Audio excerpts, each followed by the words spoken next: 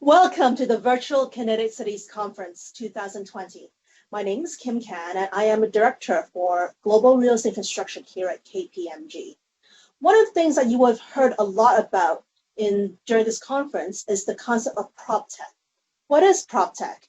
So to share with us a little bit more about this new sector, we have Sander Grunwald, Head of Global Real Estate Advisory for KPMG, based out of KPMG Netherlands, and also Mike Strang, consultant at the Real Estate Advisory for KPMG Netherlands.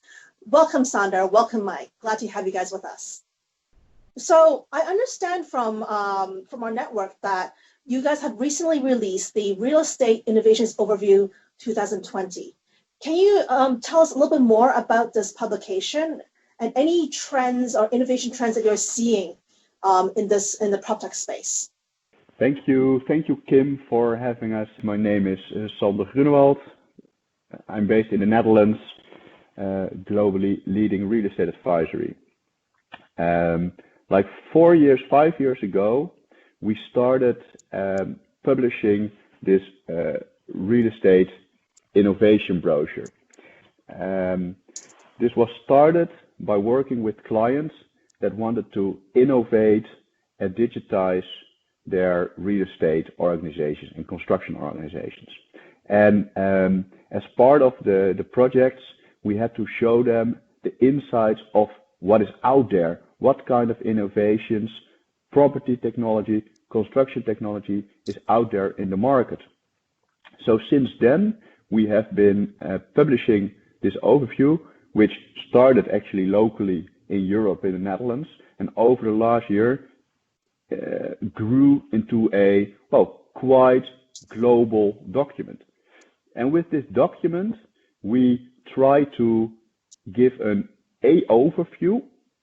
Due to the nature of the overview, it will never be complete, but we try to provide the industry with an overview to inspire them on the digital opportunities that are out there and that they can investigate to embrace and include in the way they do their business.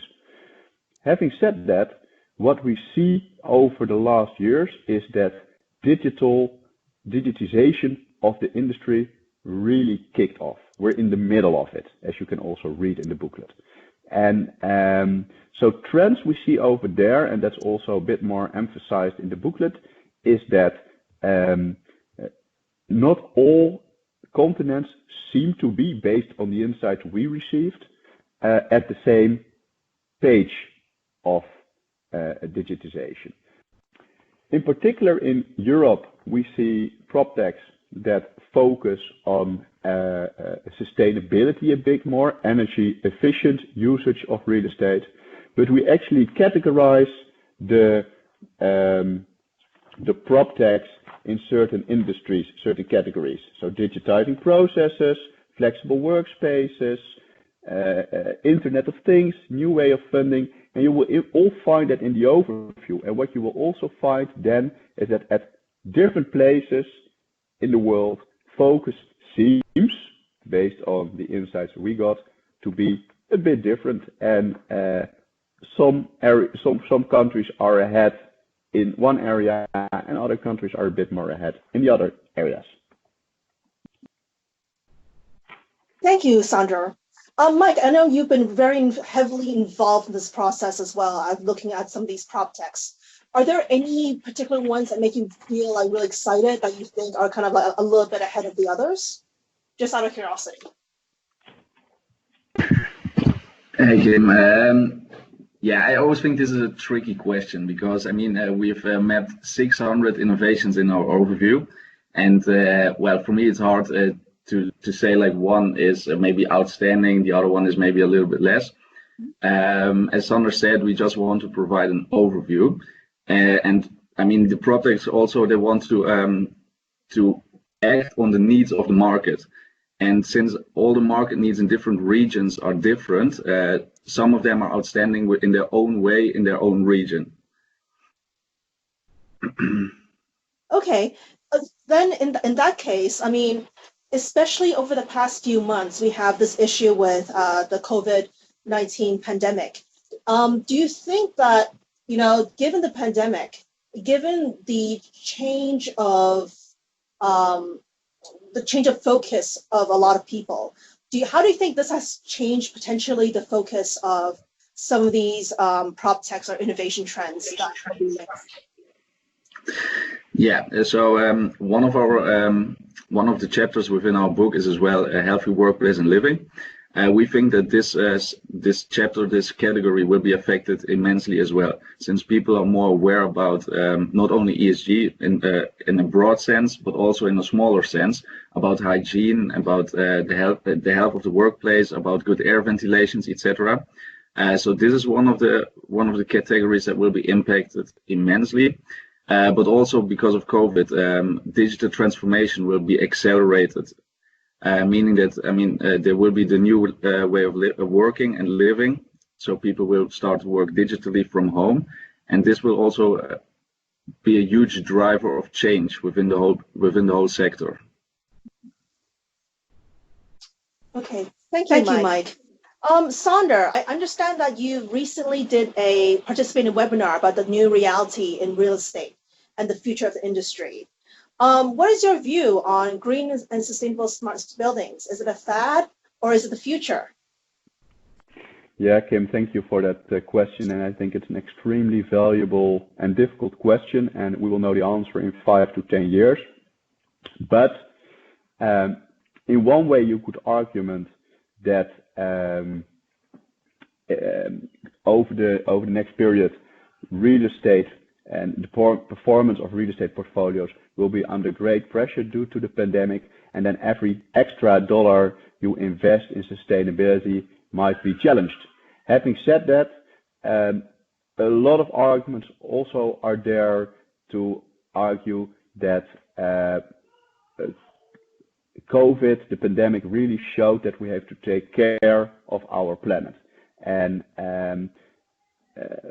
what you hear and read most by the global leaders in industry is that only investments in sustainability and ESG will significantly increase due to the awareness of the relevance of how we have to take care of the planet, both from a more macro kind of view, circularity, for example, but also from inside buildings, healthy environments, as my colleague also mentioned. Thank you for that. So, today at the Connected Cities Conference, we have quite a number of prop techs, but also quite a number of corporates and government bodies participating. Would love to know you, Sander, your view, and also maybe Mike, your view as well. Are there any key things that you think that they will need to think about, especially in terms of this new reality that we are in post-COVID in the next few years? Yeah, Kim, I think indeed you have different participants visiting your great conference.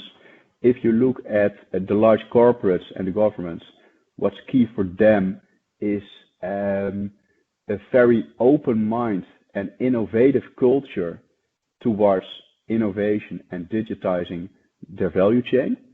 And that starts at the top, leading by example, and recruiting and hiring the right skill set in your staff to be able to embrace all the innovations that are out there and be open to it. Looking at the startups, also there is a need to focus even more on the real demands that the industry has. So as a startup, if you have a great idea, don't start working on it and running, but really validate with the industry and maybe even partner. And you can better have a good partner in industry that is willing to embrace you and make you fly, and then together explore the further industry and broaden your offering, than just doing it by yourself, but not matching the needs of industry.